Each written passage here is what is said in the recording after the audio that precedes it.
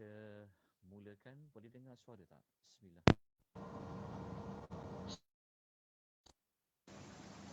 Bismillah, boleh dengar suara saya? Dengar jelas Ustaz. Jelas, Alhamdulillah. Nota dah dapat ke belum? Belum kan? Oh, saya tak bagi, tak sempat. Sekejap Nanti malam baru tengok nota tu. Sekejap.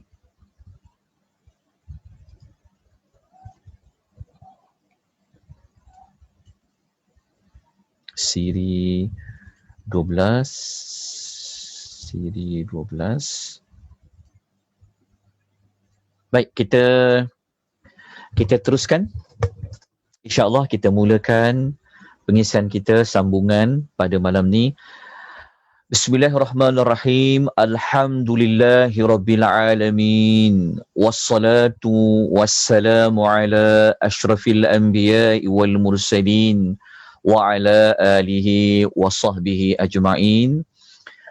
Ashhadu an la ilaha illallah wahdahu la syarika lah.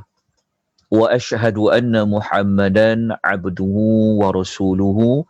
Allahumma salli wa sallim ala nabiyyina Muhammad wa ala alihi wa sahbihi wa man tabi'ahum bi ihsanin ila yaumiddin, amma ba'd. Assalamualaikum warahmatullahi wabarakatuh. Muslimin dan muslimat rahimani wa rahimakumullah, di mana jua kita berada, sama ada melihat secara langsung di Zoom ataupun FB Akademi Tadabbur Malaysia, ataupun yang melihat secara rakaman, kita seharusnya memperbanyakkan puji-pujian kepada Allah Subhanahu Wa Taala, kerana Allah Subhanahu Wa Taala seringkali, Allah Subhanahu Wa Taala sentiasa memberikan rahmatnya kepada kita, sehingga kan kita dapat mempelajari, kita dapat berada dalam majlis ilmu, khususnya pada malam ini dan pada bila-bila.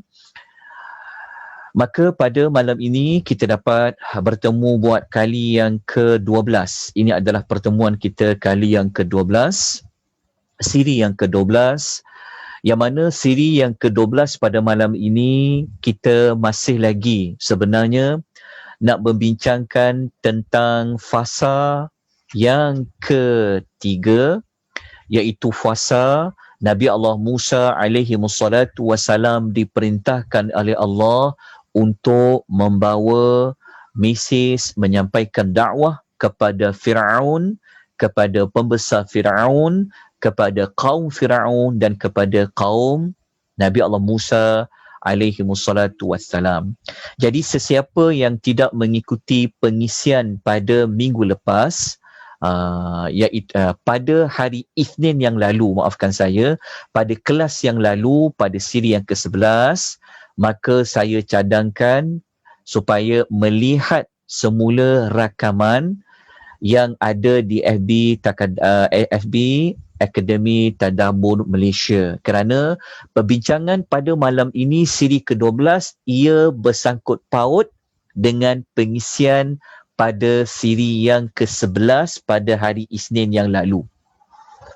Jadi moga-moga tuan-tuan dan puan, bagi sesiapa yang dah mengikuti, tuan-tuan dan puan boleh merujuk kembali kepada nota pada minggu lepas, kerana pada hari Isnin yang lalu, kerana ada perkaitan dengan tajuk pada malam ni. Siri 12 malam ni kita tak nak bicara secara panjang lebar, cuma saya nak kongsikan pada tuan-tuan dan puan-puan dari sudut penyusunan ayat-ayat dalam kisah Nabi Allah Musa pada fasa yang ketiga. Kalau tuan-tuan masih ingat sewaktu kita belajar pada siri yang ke-10 yang lalu, saya ada berkongsi maklumat kepada tuan-tuan dan puan-puan macam mana pemilihan ataupun penggunaan perkataan kalimah di dalam surah-surah yang berkaitan dengan Nabi Allah Musa. Kalau kita masih ingat lagi pada siri yang ke-10 yang lalu, yang kita cerita tentang bagaimana ayat Nabi Allah Musa, dia melihat api yang ada dekat lembah Tua. Kita buat perbandingan bagi dua surah, iaitu surah Al-Qasas dan suratul An-Namli. Kalau kita masih ingat, moga-moga masih lagi ingat. Kalau tak pernah dengar, belum ikuti, saya cadangkan lihat pada siri yang ke-10. Jadi kita belajar kisah Nabi Musa ni bukan sekadar kita nak tahu maklumat cerita dia daripada mula sampailah hujung. Walaupun itulah tajuk pada posternya, kronologi kisah Nabi Allah Musa alaihi wassalatu wassalam. Tetapi itu bukanlah semata-mata maklumat itu. Tetapi dalam tempoh kita belajar nak tahu perjalanan kisah Nabi Musa, saya ingin tunjukkan kepada tuan-tuan dan puan-puan bagaimana Allah Ta'ala dalam menerangkan, dalam Allah menceritakan kisah Nabi Musa ni, walaupun dia berada dalam beberapa surah, ceritanya macam berulang-berulang, tetapi pengulangan tersebut, penyebutan cerita itu sebenarnya dia sangat berbeza.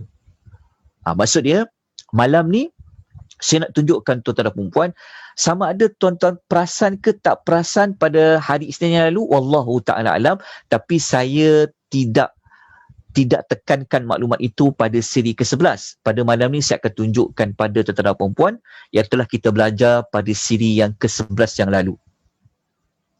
Kita nak lihat, kalau kita perhatikan betul-betul, kalau kita buat perbandingan, kita akan dapati ada perbezaan ketika Allah cerita dalam satu surah kepada satu surah. Okey. Kita lihat nota yang saya paparkan di hadapan tuan-tuan dan puan-puan. Ini sebenarnya, nota ni dia ada pada siri yang ke-11. Okey, tetapi malam ni kita nak lihat dari sudut bagaimana Allah menyebut kisah Nabi Musa, tapi penyusunan cerita tu dia ada perbezaan. Okay, kita tengok pada suratul Qasas.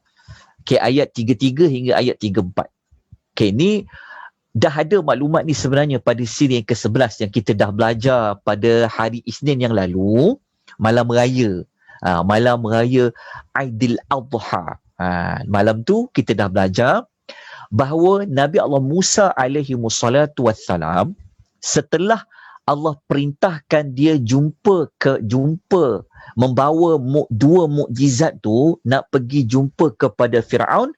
Kalau kita masih ingat, Nabi Allah Musa dia telah meluahkan, telah berbicara kepada Allah dengan beliau mengatakan beliau ini takut nak bertemu dengan Firaun.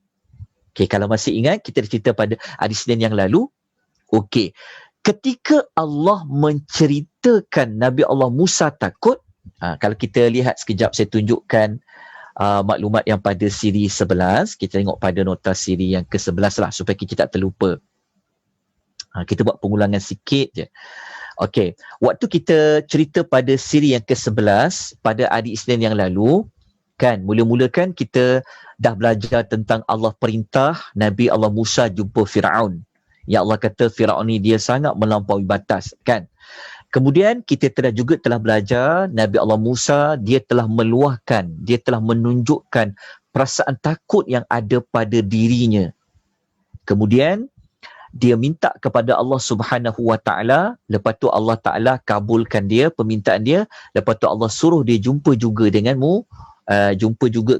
Firaun. Okey, malam ni kita nak fokus, kita nak beri tumpuan kepada ucapan perasaan takut Nabi Allah Musa.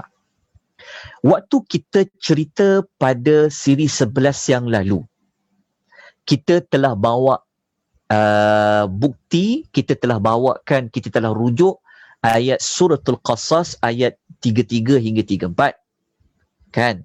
Lepas tu kita telah bawakan suratul Syu'ara ayat 12 hingga ayat nombor 14. Lepas tu kita dapat ada dua surah kan, cerita tentang Nabi Allah Musa tu dia takut. Okey, daripada dua surah ni, okey, kita nak tengok perbezaan dia. Perbezaan dia di sini.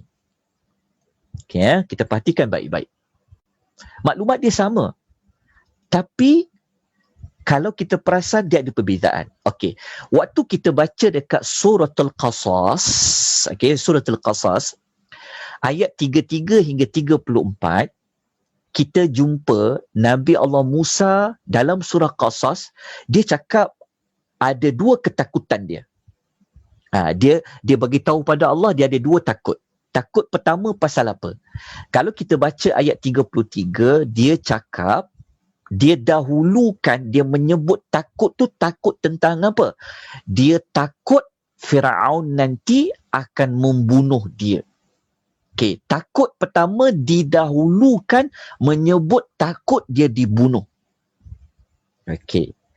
Tetapi yang kedua, dia cakap takut juga. Ayat 34, tapi dia cakap dia takut mereka ini akan menolak dakwah dia. Okey, jelas? Tak perlu jelas maklumat ni. Maksudnya dalam surah Qasas, Al-Qasas, Allah memulakan menyebut Musa takut kena bunuh, lepas tu Musa takut dakwah dia ditolak. Okey. Waktu kita baca surah Syu'ara ayat 12 sampai 14, kita jumpa juga maklumat sama tentang dua takut tadi. Cuma bezanya Allah Ta'ala mendahulukan ketika dalam surah Syu'ara, Nabi Musa dia cakap dekat Allah, aku takut mereka tolak dakwah aku. Lepas tu yang kedua, baru Musa cakap, aku takut mereka nak bunuh aku. Apa beza dia? Dia ada sama, dia persamaan. Kita dapat dua maklumat tu. Tetapi, kalau kita teliti betul-betul, dia ada perbezaan pada penyebutan dua rasa takut tu. Dekat suratul Qasas, Allah mulakan menyebut dia takut dibunuh. Baru dia sebut dia takut dakwah dia didustakan. Orang tolak dakwah dia. Tetapi dekat suratul Syu'ara ada beza. Allah memulakan menyebut aku takut dakwah aku ditolak. Lepas tu baru nombor dua, aku takut mereka akan membunuh aku. Okey, dapat tak perbezaan? Maklumat dia sama. Sama je maklumat tu. Ada dua takut. Tetapi, dua takut tu dia ada pada dua surah. Al-Qasas ada, Syu'ara ada. Tetapi, pernahkah kita berfikir, kan, kenapa dalam surah Al-Qasas sebut takut bunuh dulu, tetapi dalam surah Asy-Syu'ara sebut dakwah dia takut dakwah dia ditolak. Kenapa ada perbezaan? Adakah Allah buat suka-suka? Kan? Dari sudut maklumat kita dapat. Kan? Memang dia ada dua takut. Tetapi kalau orang tanya ataupun kita nak cari jawapan, sebab susunan ayat ni Allah yang susun. Susunan ayat dalam Quran dia adalah wahyu. Sebab itu kalau ada orang mendakwa, alah Quran ni banyak cerita berulang lah. Memang kita jumpa dua cerita berulang. Sama je Al-Qasas dengan surah Syu'ara. Isu dia sama. Tapi sebenarnya walaupun isu sama, tapi dia ada yang tak sama. Sebenarnya tak sama jugalah. Dari sudut mendahulukan menyebut dua perkara tadi. Okey, malam ni kita nak tambah maklumat kepada kita tentang bagaimana peletakan, penyusunan ayat-ayat. Malam ni kita nak cari jawapan dia. Okey, kenapa? Begini. Kejap dia ada sedikit suara. Okey, begini. Okey. Kalau tuan-tuan dan puan-puan pernah mengikuti pengisian sinopsis 30 juzuk yang kita ada lakukan pada Ramadan yang lalu, ataupun tuan-tuan pernah mengikuti mana-mana kelas tadabbur ke yang berkaitan dengan surah Asy-Syu'ara atau surah Al-Qasas. Okey, surah Al-Qasas kita dah pernah ikuti maklumat tu pada siri 10 dulu yang kita telah belajar. Surah Al-Qasas ni dia adalah surah yang suasananya berbentuk takut. Takut. Okey, nanti kita akan sebutkan tentang Al-Qasas tu. Tapi malam ni kita nak kenalkan maklumat yang ada dalam surah Asy-Syu'ara. Okey, siapa yang pernah mengikuti nama-nama surah, kenapa surah tu nama Syu'ara, ataupun dia pernah membaca sinopsis surah Asy-Syu'ara, ataupun dia pernah tahu tujuan Syu'ara ni sebenarnya apa, dia akan dapatlah jawapan soalan pada malam ni. Kenapa didahulukan menyebut ayat 12? Nabi Allah Musa dia kata dia takut untuk dia takut dakwah dia dulu ditolak. Baru dia cakap dia takut untuk membunuh. Kerana kalau kita baca keseluruhan surah Asy-Syu'ara, surah Syu'ara ni dia ada satu style, dia ada apa kita nak panggil apa, surah Asy-Syu'ara ni dia ada style dia sendiri. Maksudnya kandungan surah Syu'ara ni dia ada ciri-ciri khusus, dia ada style dia. Jadi cara Allah Ta'ala nak cerita kisah Nabi Musa pun mengikut style surah Asy-Syu'ara tu sendiri. Dia punya pattern surah Asy-Syu'ara tu. Jadi malam ni saya nak tunjukkan pada tuan-tuan dan puan-puan, tuan-tuan kalau dah pernah ikuti sinopsis surah Asy-Syu'ara, mungkin tuan-tuan dah pernah dengar, ataupun mungkin kita ulang balik, kan, tuan-tuan akan dapati, tuan-tuan akan bersetuju dengan saya, kita akan dapatkan lagi, kita akan berimannya kita pada Quran ni, kita akan bertambah-tambah, kita akan mengatakan bahawa cara Allah susun ni memang sangat tepat, bijaksana, maha bijaksananya Allah Ta'ala, kan? Tapi kita lah yang tak dapat nak mencari bijaksananya Allah kalau saya tak bertanya soalan macam ni. Pada Isnin lalu saya tak tanya sebab kita nak belajar kronologi dulu. Sebab tu pada malam ni saya nak kemukakan persoalan itu pada tuan-tuan dan puan-puan. Ingat yang susun ayat ni adalah Allah. Okey, begini. Tengok dulu surah Asy-Syu'ara. Okey, tengok surah Asy-Syu'ara Okey. Surah Asy-Syu'ara ni, okey, yang maklumat ni sebenarnya ada dekat sinopsis surah Asy-Syu'ara. Saya tak tahu sama ada tuan-tuan yang melihat, mendengar di FB Akademi Tadabbur ni pernah ikuti sinopsis surah Asy-Syu'ara, ataupun di Zoom saya tak sempat nak tanya pada tuan-tuan dan puan-puan, ataupun mungkin ada di kalangan tuan-tuan yang pernah ikut. Siapa yang pernah ikut sinopsis ataupun dia pernah belajar sinopsis surah Asy-Syu'ara? Siapa seorang dua orang boleh bagi maklum balas tak? Ada yang mengetahui tak surah Asy-Syu'ara ni ciri-ciri surah dia sebenarnya berkisahkan tentang apa? Tujuan surah Asy-Syu'ara ada? Ni takut macam Nabi Musa ni. Adakah? Ada? Tak ada? Tak pernah? Dekat chat tak ada orang beri jawapan. Okey, tak apa. Saya kongsikan maklumat tu lah. Okey, begini. Surah Syu'ara ni, kalau kita baca keseluruhan ayat dalam surah Asy-Syu'ara, okey, surah Syu'ara ni dia ada lebih kurang dalam 227 ayat. Nak baca banyak, tapi ayat dia pendek-pendek je. Okey, kita tengok dulu kandungan dia. Tengok dulu.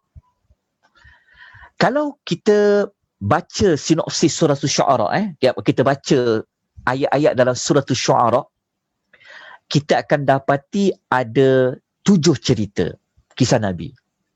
Ada kisah Nabi Musa, Nabi Ibrahim, Nabi Nuh, saya ulang 2 kali, Nabi Saleh, Nabi Lut, dengan kejap ya. Ada bukan Nabi Nuh ni, 122 ni. Saya ada kesilapan teknikal di sini. Okay, ni bukan Nuh ni, dia ada ayat 123 ni. Sekejap ya, saya tengokkan kisah Nabi apa. Ayat 123.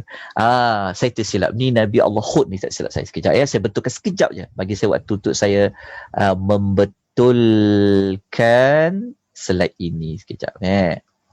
Saya akan betulkan. Saya tunjuk balik kat tuan-tuan sekejap. Okay.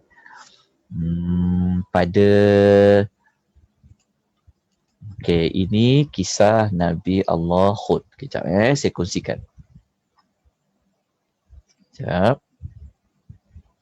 Okay, pelan-pelan. Alright, Alhamdulillah. Kita jumpa balik dah. Okay, saya kongsikan semula. Okay, nampak tak? Nampak slide saya paparkan ni? Nampak? Okay. Kalau kita baca surah Syu'ara, kita akan jumpa ada 7 kisah Nabi lah. Mula-mula sekali Allah memulakan menyebut kisah Nabi Musa. Sebab apa? Itu pun dah satu soalan kita boleh tanya. Kenapa Allah mendahulukan kisah Nabi Musa? Okay, tak apalah maklumat ni. Cuma kita nak bagi tahu ada kisah Nabi Musa.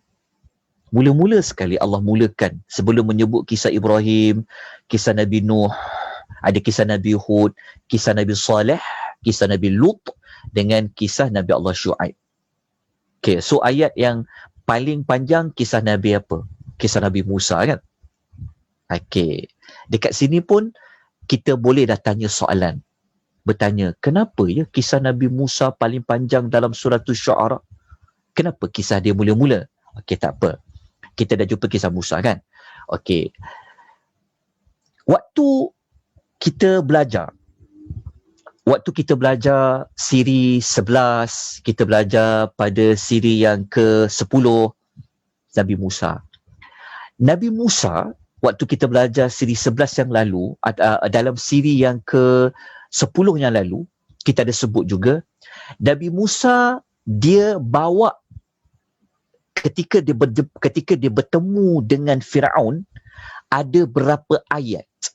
Maksudnya ada berapa mukjizat yang dia bawa, yang Allah bekalkan Musa ni untuk membuktikan dia ini adalah Rasul yang Allah utus. Ada berapa mukjizat ataupun ada berapa ayat Allah.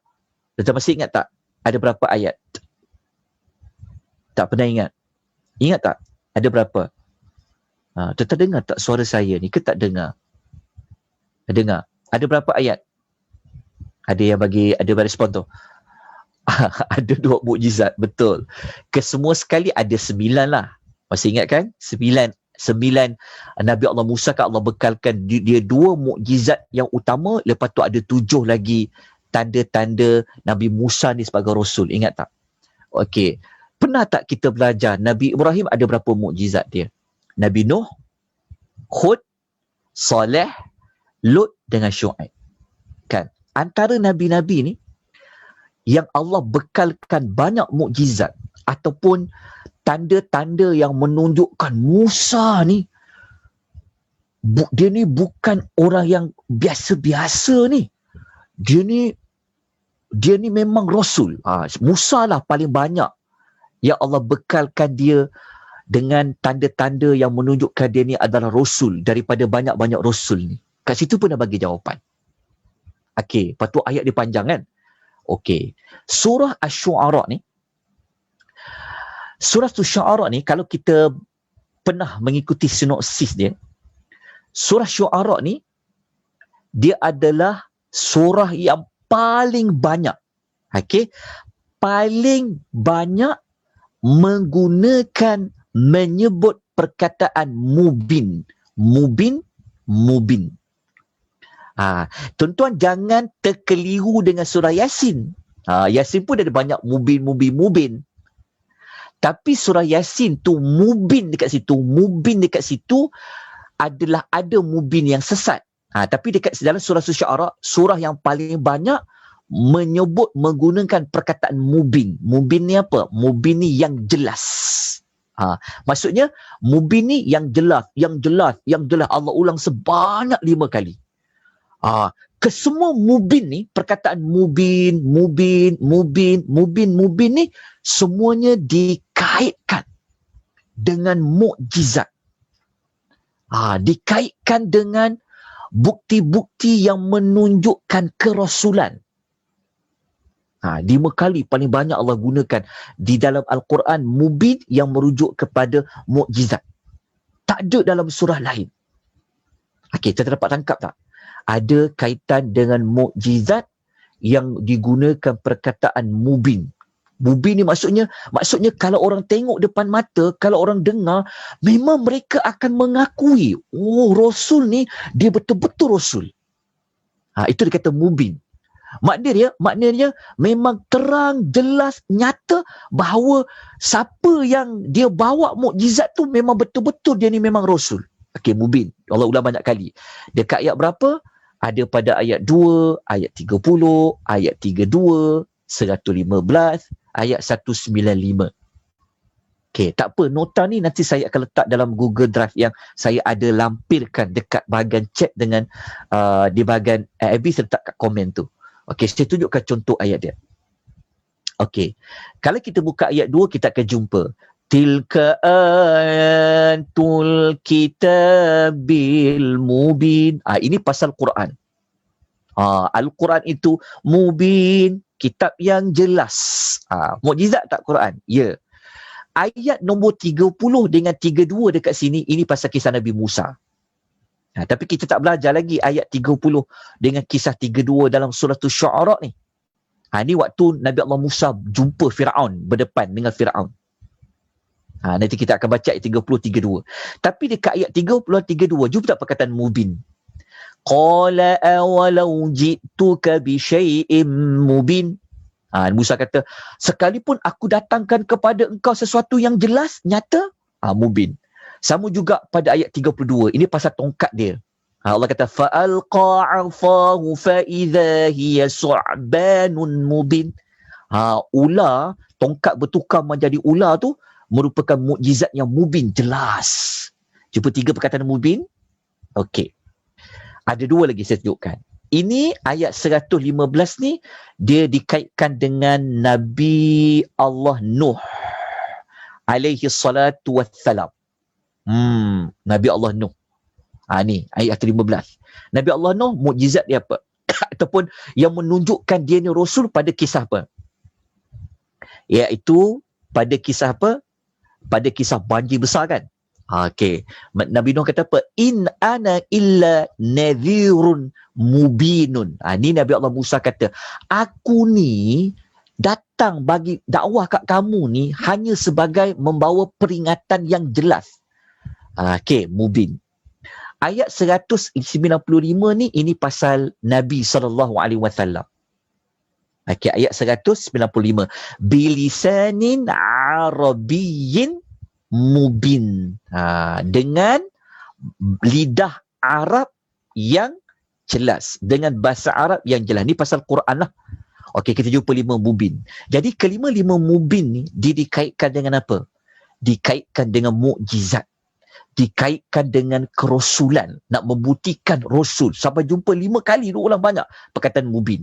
Dapatkan dulu, pegang dulu maklumat ni.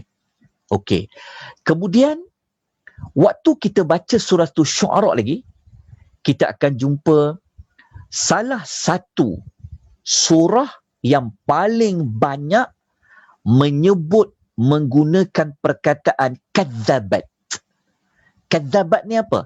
Telah mendustakan, telah mendustakan, telah mendustakan, telah mendustakan. Maksud dia, surah Syu'ara ni adalah surah yang Allah memaparkan kepada kita. Surah Syu'ara ni adalah surah antara salah satu surah yang banyak cerita umat yang dia tolak, dia tak percaya dakwah-dakwah yang Rasul-Rasul yang Allah Ta'ala hantar yang 7 tadi tu.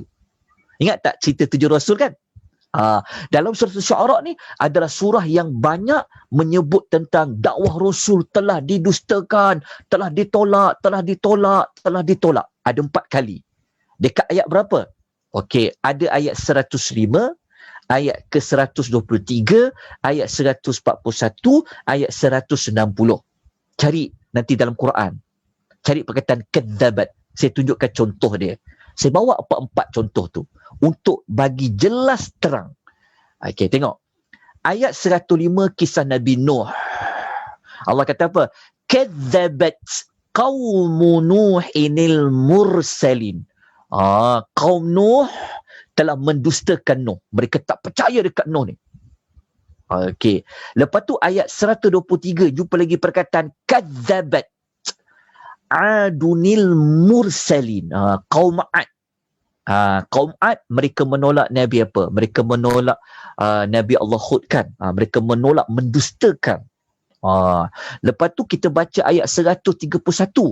Kaum Nabi Allah Saleh. Kadzabat samudul mursalin. Kaum Samud telah mendustakan rasul-rasul yang diutuskan. Lepas tu Allah kata kaum Lut pula buat apa? Kadzabat qaumu lutinil mursalin. Kaum Lut telah mendustakan Nabi Allah Lut alaihi wassalatu wassalam sebagai salah seorang rasul. Okey, jelas? Dapat tak? Jelas Okey. Dekat surah Asy-Syu'ara tuan dapat berapa maklumat yang besar. Yang utama style surah Asy-Syu'ara ni, dia cerita tentang, dia bawa cerita pasal mukjizat yang jelas, mubin. Lepas tu ada cerita tentang 4 rasul yang umat dia telah mendustakan dia. Daripada ciri-ciri inilah, maka surah Asy-Syu'ara ni, dia punya tujuan surah dia apa? Nak jelaskan kepada kita bahawa hujah yang jelas dan terang itu kepada Nabi SAW lah. Ini pada tujuan surah. Okey, tak apa. Tujuan surah ni kita tak jadikan sebagai bukti pun tak apa. Kita ambil pada ciri-ciri surah. Okey, sekarang daripada ciri-ciri tersebut, tuan-tuan dapat jawapan. Jawapan ni. Kenapa surah Asy-Syu'ara Allah sebut dulu Nabi Allah Musa dia cakap dia takut dakwah dia didustakan. Kenapa? Tadi kan? Jawapan tadi kan? Dapatkan ciri-ciri tadi tu? Maknanya kenapa Allah Ta'ala mendahulukan ucapan Nabi Musa dalam surah Asy-Syu'ara ni? Allah mendahulukan sebut dia takut dakwah dia didustakan. Kenapa? Kerana Allah Ta'ala sebut ayat ni mengikut konteks surah Syu'ara. Terfaham tak maksud dia? Surah Syu'ara ni adalah surah yang menerangkan mukjizat yang jelas telah dipaparkan. Okey, ada mubin tadi. Lepas tu surah Syu'ara menceritakan tentang nabi-nabi ini telah didustakan. Maka penceritaan kisah Nabi Musa itu Allah menyebut terlebih dahulu. Musa kata, aku takut dakwah aku ini didustakan. Itu yang dia kata. Dia kata, qala rabbi inni akhafu an yukadzibun. Dia kata, sesungguhnya aku takut mereka mendustakan aku. Nampak tak? Dia kata, Allah kata, sesungguhnya aku takut mereka mendustakan aku. Sama tak macam Nabi Allah Lut didustakan, kadzabat tadi? Sama tak macam kaum Nabi Samud telah dustakan Nabi dia? Sama tak macam kaum Nuh telah mendustakan Nabi dia? Sama tak macam Musa? Walaupun Allah tak cerita lagi pada kisah Musa didustakan, tetapi ayat ni memberikan kita jawapan. Oh, patutlah Allah Ta'ala menyebut dahulu ucapan Musa, dia takut dakwah dia itu didustakan, kerana keseluruhan surah Syu'ara tu memang ayat dia banyak cerita tentang walaupun dah bawa mukjizat tapi orang dustakan dakwah dia, tak percaya kepada dia. Itulah jawapan dia. Kenapa Nabi Musa dia menyebut takut dakwah dia ditolak, baru dia kata dia takut dibunuh. Berbeza maklumat dalam suratul Qasas. Nabi Musa cakap terlebih dahulu, aku takut mereka bunuh aku. Baru dia cakap, aku takut dakwah aku ditolak. Dapat tak perbezaan dia? Dapat tak jawapan dia? Mengapa Allah dahulukan menyebut ayat 12 ini pasal dakwah Musa, lepas tu baru takut membunuh, dia takut dibunuh. Kerana surah Syu'ara ni, dia bukan cerita pasal isu menakut-nakutkan dari sudut perbunuhan tu. Tetapi surah Syu'ara, dia style ayat dia, suasana dia, surah Syu'ara ni, konteks dia, nak cerita tentang dah bawa mukjizat yang jelas, tapi orang tolak. Sebab tu cerita Allah menceritakan kisah Musa, Masya Allah. Dapat perbezaan dia. So kalau orang tanya boleh jawab tak? Apa ni maksudnya kalau orang tanya, kenapa penyebutan dia takut dakwah dia ditolak dalam Syu'ara didahulukan, baru dia sebut dia takut dibunuh? Adakah Allah buat tu tanpa sebab? Tapi kalau kita belajar, kita perhatikan dengan hati kita, yang kita buka hati kita seluas-luasnya, buka minda kita, kita niat untuk kita gali ilmu Allah, Allah akan bukakan. Sebab kalau kita baca terjemahan, kita tak belajar, kita tak perasan pun ada beza. Cuma kita dapatlah maklumat tu, Musa takut dua perkara. Tapi kalau kita, ni saya tunjuk pada tuan-tuan dan puan untuk beritahu bahawa supaya kita ada semangat lagi untuk kita ambil waktu untuk perhatikan, buat sikit perbezaan, tengok, walaupun cerita sama. Cerita Musa, dua isu yang sama, dua perkara sama kan? Tapi rupa-rupanya, walaupun dia sama, tapi dia tak serupa. Jadi kat situlah ada beberapa, ada maklumat tambahan yang saya nak sebut, kongsikan pada tuan-tuan puan yang mungkin selama ni kita baca, kita tak perasan. Okey, kita tengok suratul Qasas pula. Surah Qasas. Okey, surah Qasas. Kalau kita baca ayat dia kata dia takut dibunuh dulu. Lepas tu baru dia cakap dia takut dakwah dia didustakan. Sebab apa? Kita dah sebutkan pada kelas yang lalu. Masih ingat? Surah Qasas ni kan, surah yang memaparkan suasana takut. Kes Nabi Allah Musa membunuh orang, dia tak ada dalam surah lain. Tapi dia ada dekat mana? Dia ada dekat dalam suratul Qasas tu. Kan? Lepas tu dia bawa lari, dia pergi ke Madian. Okey. Lepas tu, kita dah belajar dah waktu siri yang ke-10 yang lepas, kita dah belajar macam mana Allah Ta'ala tenangkan Nabi Musa ketika melihat api tu. Kita dah belajar dah pada siri 10. Ada perbezaan ayat. Sebenarnya suratul Qasas ni, pada nama surah tu sendiri, Al-Qasas tu sendiri adalah cerita-cerita kisah Musa. Okey, sebab itu siapa yang ikuti kelas sinopsis, dia ikuti kelas belajar tentang nama surah, tema surah, dia senang nak faham. Maksudnya dia akan dapat maklumat tambahan. Sebab kita belajar Quran ni bukan nak tahu cerita je, tak. Tapi kita nak tahu dari sudut bagaimana Allah menceritakan kepada kita penyusunan ayat dia.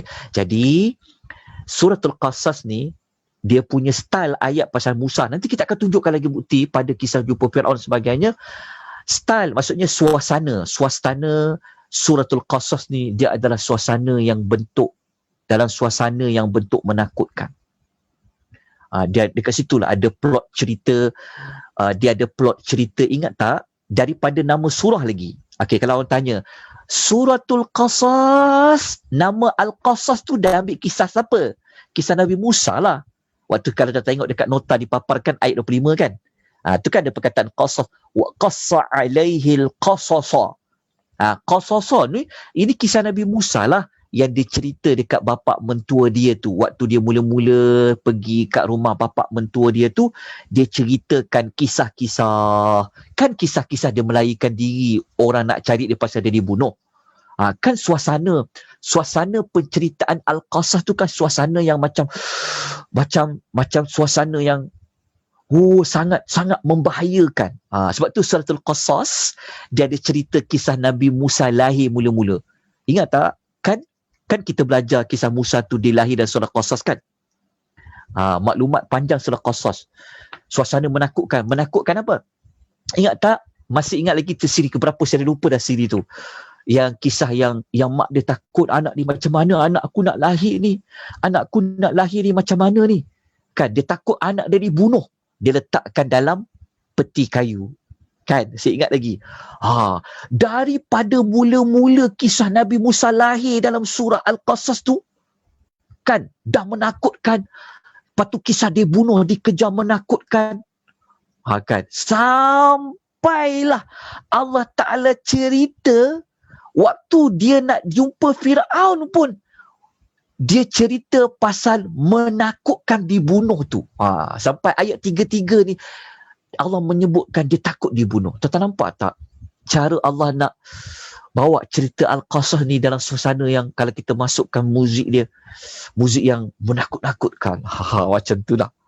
Tapi saya cerita ni supaya kita dapat menjiwai. Kita dapat menghayati tentang macam mana sangat dramatiknya cerita dalam Suratul Qasas tu. Daripada mula-mula lahir dan menakutkan tu. Kalaulah orang tahu ini adalah Bani Israel ni kan, habis Musa dibunuh. Sampaikan nak cerita masuk kepada pasal 3 pun, nak jumpa dengan Firaun pun, Nabi Musa cakap, aku takut mereka bunuh aku. Didahulukan menyebut dibunuh, baru takut pasal dakwah dia. Berbeza dengan Suratul Syu'ara. Itulah sebenarnya sedikit sebanyak maklumat yang saya nak kongsi pada tuan-tuan dan puan-puan. Ni dia panggil ilmu apa tau? Ni dia panggil ilmu, dia panggil maklumat tentang apa? Pendahuluan dan pengakhiran. Dia panggil at-taqdim dengan takhir. Dia panggil pendahuluan, penyebutan dengan pengakhiran penyebutan. Ini juga satu ilmu yang bagus untuk kita kaji. Jelas? Dapat tak? Ada soalan? Sampai tak maklumat? Maksudnya tuan-tuan dapat tak sesuatu pada malam ini tentang apa yang kita belajar pada malam ni? Tuan-tuan dapat tak? Mau maklum balas sikit pada tuan-tuan dan perempuan. Jelas tak? Waalaikumsalam warahmatullahi wabarakatuh. Alhamdulillah, sangat jelas. Cuma saya nak tanya sikit je Ustaz. Sebab bila ada macam bila ada 2 dialog macam ni, adakah maksudnya itu cuma Allah ceritakan dekat kita dalam bentuk dua keadaan, ataupun memang Nabi Musa sebut benda tu 2 kali, dialog memang betul, dialog tu memang betul-betul keluar daripada mulut Nabi Musa ke, ataupun ini cara Allah cerita dekat kita? Okey, saya faham. Yalah, betul lah. Sebenarnya ia memang datang daripada Allah yang cerita. Sebenarnya Allah yang cerita. Tapi sudah tentu ada kaitan dengan Musa. Faham tak? Ayat ni sebenarnya Allah yang menceritakan. Tentu ia daripada Musa. Tapi yalah, saya faham soalan tu. Adakah Musa yang menyebut pendahuluan macam tu, betul tak, susunan macam tu, ataupun Musa sebut lain, Allah yang susun, betul tak? Kan? Betul. Itu soalan dia. Wallahu ta'ala alam. Tapi kalau kita baca Al-Quran tu, sudah pastilah sebab Allah yang cerita. Tapi ialah kita tak tahu kes Musa tu, tapi Allah yang cerita tentang ucapan Musa. Ya, saya faham soalan tu. Yang pasal Musa tu saya wallahu ta'ala alam lah. Adakah Musa ni, adakah Musa sebenarnya dia sebut benda tu berbeza, tapi Allah sebut pada kita berbeza. Kan betul tak? Wallahu ta'ala, tapi sudah pasti Allah tu kan dia berkata benar. Okey, sudah pasti ia memang daripada ucapan Musa lah. Cuma adakah Musa menyebut susunannya macam tu? Sudah pastilah sebab Allah cerita macam tu. Faham tak maksud dia? Tetapi ialah maksudnya wallahu ta'ala alam. Pasal Musa, adakah Musa yang menyusun macam tu? Wallahu ta'ala. Tapi kalau Allah cerita pasal Musa, wallahu alam, tapi daripada Allah tu dah pastilah. Pasal Musa tu sebab Allah Ta'ala, saya tak berani untuk bagi jawapan tu ya. Tapi pasal Allah Ta'ala sebut tu betul lah. Okey, tapi saya memang betul-betul benda ni sebenarnya macam memang sangat mengagumkan kita lah. Maksudnya memang betul-betul dapat menjawab. Macam kalau orang tanya dekat kita, kenapa sekejap Allah cakap yang ni dulu, kenapa lepas tu cakap yang ni dulu. Memang penjelasan Ustaz ni sangat jelas lah dapat. Maksudnya memang betul-betul dapat menjawab soalan, dan memang sangat jelas yang Al-Quran ni memang datang daripada Allah. Dia bukan kata-kata manusia, sebab dia memang ada yang sangat kita tak terjangkau dengan fikiran kita lah.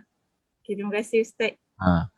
Tetapi dapatkan, maksudnya dapat mencari, maksudnya dapat mengkaitkan sebab apa kita dapat ada kaitan dengan kenapa dekat dalam surah ni. Dia maksudnya memang nampaklah tema surah tu kena dengan penyusunan ayat tu, perkataan dan ayat dia tu.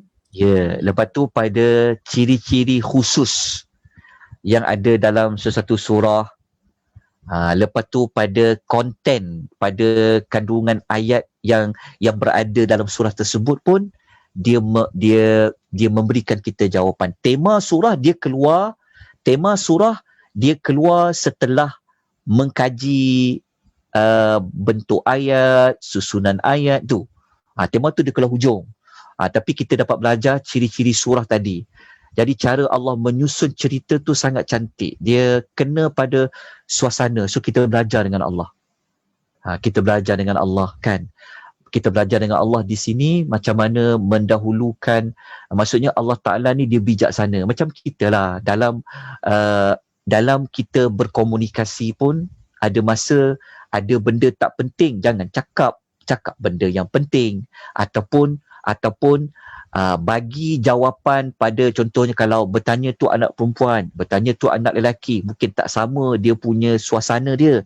So bagi anak lelaki kita kena menyebut benda penting dia apa. Dia macam seolah-olah kita belajar macam Nabi kan. Nabi seorang Rasul yang bijak. Apabila orang bertanya soalan dekat Nabi kan, orang bertanya soalan sama, ya Rasulullah, apa amal yang paling baik? Kadang-kadang ada seorang tu tanya, Nabi jawab dulu solat pada waktunya. Tetapi ada orang yang tanya soalan, Islam tu apa amal yang paling baik? Tapi Nabi tak cakap solat. Nabi cakap berbakti pada orang tuanya contoh. Kenapa ada beza? Kerana melihat kepada konteks orang yang bertanya. Jadi kita kena belajar dari Allah. Kita kena bijak, belajar dari Allah. Konteks maksudnya melihat pada konteks. Jadi cara nak melihat pada konteks tu pada surah, pada nama surah dan tema dan sebagainya yang telah kita belajar lah pada malam ni. Secara tak langsung kita dapat mempertahankan sucian Al-Quran. Kan? Kita tengok macam berulang. Rupa-rupanya dia sebenarnya walaupun dia berulang, tapi pengulangan itu bukan membosankan. Pengulangan yang dia sebenarnya dia ada maklumat lain. Di situlah, inilah sebenarnya kajian yang saya juga tengah duk buat ni sebenarnya. Okey, saya tunjukkan tuan-tuan sikit lagi maklumat. Okey, dah dapat maklumat tu cukup kat situ.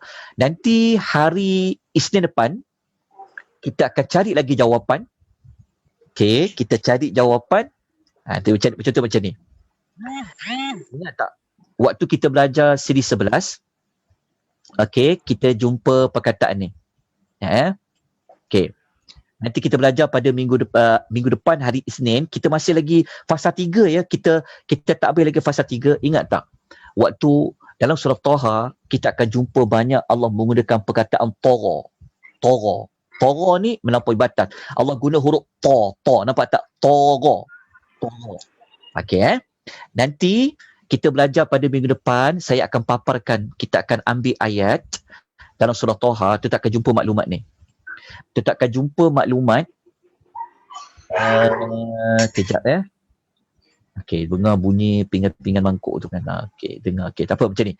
Nanti waktu kita belajar minggu depan, saya akan tunjukkan tuan-tuan pelanjutan dia kisah dalam surah Taha. Allah minta kepada Musa dengan dengan Harun pergi jumpa Firaun. Ni kita akan gunakan surah Taha pada minggu depan. Ini belum jumpa Firaun lagi. Kita masih lagi dekat fasa belum jumpa Firaun lagi, tapi masih lagi pada ayat perintah jumpa Firaun. Ini dekat surah Taha. Saya tunjukkan tuan-tuan puan. Tengok dia punya bukti macam ni. Waktu kita baca ayat 24 ni, kita dah baca dah. Allah kata jumpalah Firaun itu Tara. Allah kata Allah guna huruf Ta dengan huruf Ghin. Tara kan. Okey, lepas tu dekat ayat 43 nanti kita akan belajar pada minggu depan. Yang ini Allah perintah Musa dengan Harun pergi jumpa Firaun. Tapi kenapa Allah tak guna perkataan Tara lagi? Idhaba ila Fir'auna innahu Tara. Tara juga. Huruf Ta dengan Ra. Lepas tu ayat 45 ni Nabi Allah Harun dengan Musa dia jawab. Dia kata qala rabbana inna nakhafu ay yufrata alaina aw yatgha. Dia guna juga Tara. Kenapa? Nanti kita akan kaitkan dia dengan nama surah. Surah Taha, apa nama surah Taha tu? Surah Taha, nama surah Taha tu apa?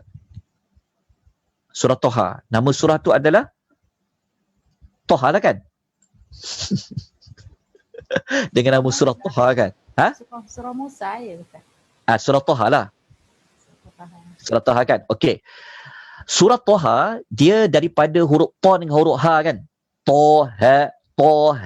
Ada huruf Ta dengan huruf Ha. Tuan-tuan tahu tak? Sebenarnya Allah Ta'ala menyebut pasal Firaun ni, dia ada kaitan dengan huruf Ta, dia ada kaitan dengan huruf Ha.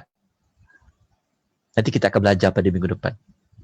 Yang ini minggu depan kita nak belajar pula penyebutan ayat ada kaitan dengan nama surah. Kalau kita belajar tadi Asy-Syu'ara, ada kaitan dengan ciri-ciri surah. Maksudnya konten dalam surah tu, surah Syu'ara tu. Tapi dekat surah Taha, kita nanti nak cari jawapan pada nama surah itu, dia ada kaitan dengan ciri-ciri ayat dia. Nanti kita akan belajar, kita akan cari huruf Ta dengan huruf Ha. Dalam surah Taha, ada kaitan dengan Nabi Musa, ada kaitan dengan Firaun, ada kaitan dengan Nabi Harun. Kita mungkin kita taklah sampai nak mencari huruf Ta dengan huruf Ha. Tapi kenapa? Kita akan buktikan penggunaan huruf Ta dengan huruf Ha banyak dalam surah Taha dan dikaitkan dengan Firaun. Nanti kita akan sebut pada minggu depan lah. Okay, malam ni saya nak sebut sikit je pada tuan-tuan dan puan. Okay, nota ni saya akan bagi kemudian. Ini sebenarnya adalah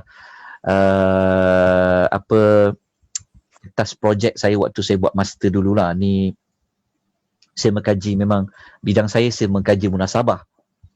Munasabah saya ambil dalam satu buku, ada ni buku ni. Okey, tajuk dia macam ni. Maksud dia macam ni. Saya tunjukkan tuan-tuan puan. Dia ilmu tadi ilmu apa? Ni, mendahulukan, dia panggil ilmu apa? Mendahulukan dengan mengakhirkan. Takhir. Macam saya sebut tadi itulah. Maksudnya kenapa menyebutkan dua isu tadi, dia ada perbezaan.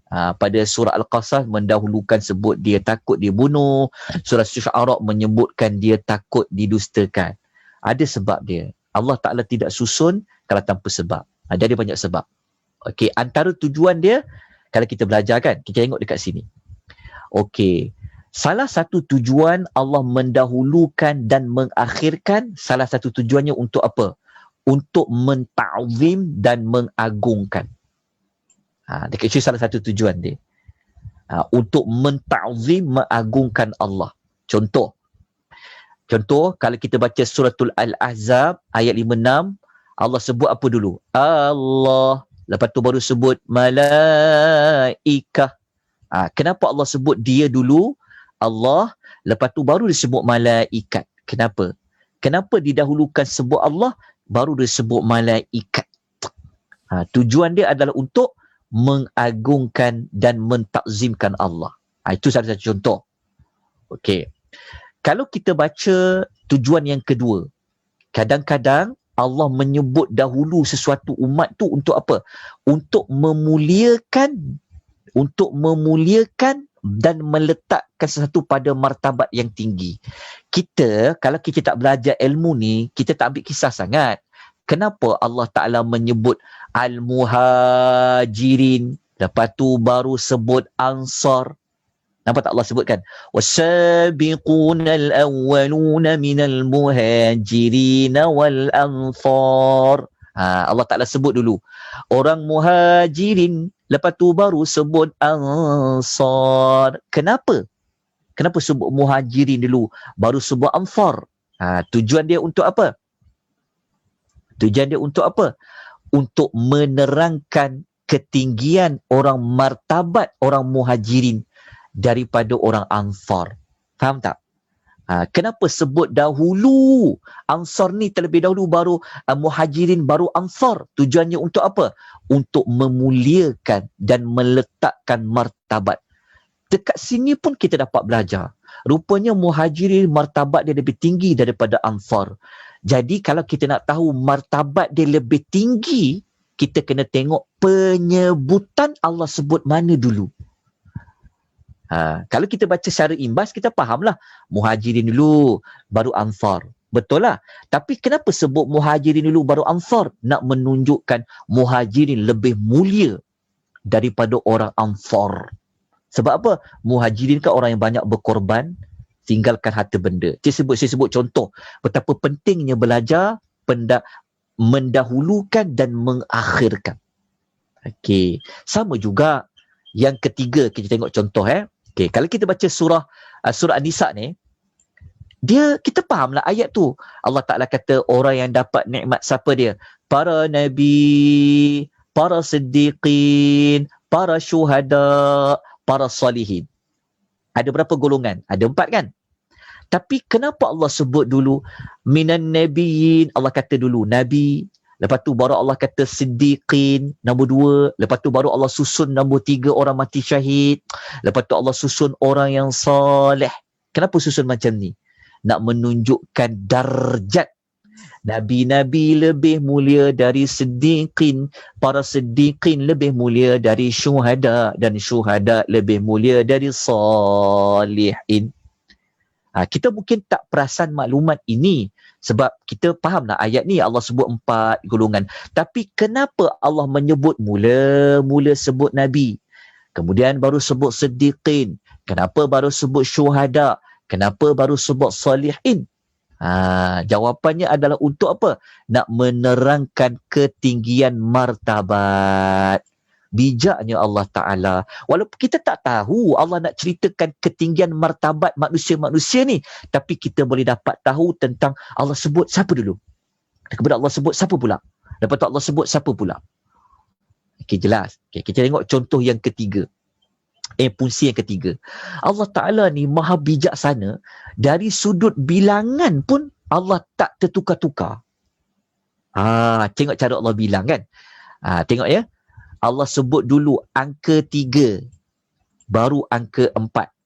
Contoh. Kenapa? Sebab dari sudut kebiasaan pun memang 3 dulu, baru 4. Maknanya kalau orang nak cari kelemahan Quran ni, dia takkan jumpa. Betapa bijaknya Allah. Tengok Allah sebut dulu 3, baru sebut 4 lah. Ni contoh dia. Okay, contoh lain. Tengok ya. Kenapa Allah sebut dulu? Okey. Kenapa Allah sebut tahan mata dulu, menahan pandangan mata? Allah katakan, tengok Allah sebut. Allah kata, katakanlah kepada orang lelaki yang beriman supaya mereka menahan pandangan mata mereka, baru Allah sebut memelihara kehormatan mereka. Ini macam Allah Ta'ala cerita tentang orang yang tidak berzina lah daripada orang lelaki. Okay, isu dia kan. Kenapa Allah sebut dulu tahan mata, lepas tu baru sebut jaga kehormatan diri? Kenapa Allah sebut macam tu? Kenapa Allah kata yaghuddu min absarihim wa yahfazu furujahum? Kenapa Allah kata tahan mata mereka, lepas tu jaga kehormatan mereka? Ada sebab. Kalau kita belajar ilmu pendahuluan dan pengakhiran, kita akan dapat sebab apa? Sebab Allah mendahulukan perkataan ini kerana untuk apa? Nak menyebut kepada sebab musabab kepada berlakunya suatu perkara tersebut. Maksudnya apa? Daripada melihat, nanti dia akan bawa kesan kepada kehormatan diri. Kat sini saya dah tulis huraian dia lah. Dalam ayat ni didahulukan menyuruh menjaga mata dari melihat perkara-perkara yang haram, daripada suruh menjaga kemaluan. Kenapa sebut menjaga mata dulu baru menjaga kemaluan? Kerana menjaga mata itu menjadi sebab kepada terjaganya kehormatan. Kenapa? Biasanya zina itu bermula kerana tidak menjaga penglihatan. Faham tak? Nampak tak? Dia ilmu belajar takdim dengan takhir. Bagus kalau tuan-tuan dapat belajar modul ni, tuan-tuan ambil semua ayat-ayat Al-Quran yang ada susun macam tu. Yang ada maklumat ni. Takdim takhir, takdim takhir, takdim takhir. Tahu kan takdim takhir? Kan kita selalu buat jamak takdim, jamak takhir kan? Takdim takhir, takdim takhir. Macam itulah. Lepas tu ada banyak lagi beberapa contoh-contoh yang lain. Wallahu ta'ala alam. Itu adalah sekadar perkongsian kepada tuan-tuan dan puan-puan untuk malam ini. Kita dapat belajar bagaimana Allah menceritakan sesuatu kisah itu, macam kisah Nabi Musa, rupa-rupanya kena pada konteks surah, kena pada nama surah, kena pada ciri-ciri surah. InsyaAllah minggu depan kita akan mencari lagi jawapan kenapa dalam surah Taha kisah Musa ni banyak guna huruf Ta, lepas tu banyak guna huruf Ha. Kisah Musa kan huruf Ta tu susah nak sebut. Ta, Ha, Ta, Ha. Kenapa? Dekat nama surah tu kan ada huruf Ta dengan huruf Ha. InsyaAllah nanti kita akan sebut pada minggu hadapan, hari Isnin. Maknanya hari Khamis siri yang ke-14 baru kita akan sambung lagi pertemuan bagaimana Nabi Musa dia berjumpa dengan Firaun dah.